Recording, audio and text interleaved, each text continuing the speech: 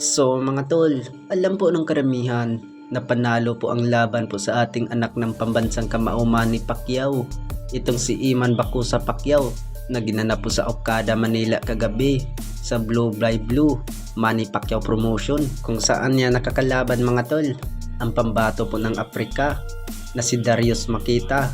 Ay bumanat itong si Darius Makita pagkatapos po sa laban nila kagabi mga tol, dahil po ay natalo itong si Makita at panalo po ang anak ng pambansang kamao itong si Iman Bacosa by unanimous decision. Bukod dyan ay bumanat itong si Makita mga tol, naramdam daw niya na siya daw ang panalo sa laban nila ni Iman Bacosa at ilang bisis daw lumuhod itong si Iman Bacosa mga tol at pinatumba pa daw niya ito sa round 1, pero hindi nga lang binilangan daw sa referee po ang pagkabagsak po ni Iman Bacosa.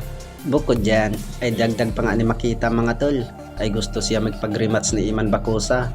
Sa susunod daw ay patulugin na daw niya itong si Iman Bacosa Pacquiao para sigurado daw ang panalo. Samantala ay sunod-sunod talaga po ang banat ni Makita mga tol, ay dagdag pa nga niya ni Iman Bacosa ay hindi daw bagay magboxing itong si Iman Bacosa mga tol. Ang bagay daw sa kanya ay cooking, dancing at basketball. Yun ang mga birada po ni Makita mga tol. Sa kabilang banda naman mga tol, ang ating pambatong former 3 Division World Champion angas ng Pinas Janriel Casimero, ay alam po ng karamihan ay wala pa po siyang promoter, pero may sariling promotion po itong si angas ng Pinas, itong Cuadro Alas Promotion. Ay nakita po natin sa upload sa Cuadro Alas It's My Boy mga tol na handa na daw siya magpasikat.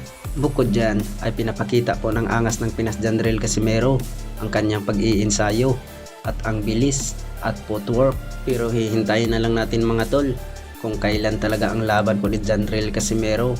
Ay alam po ng karamihan na maraming nag-aabang po sa laban ng angas ng Pinas.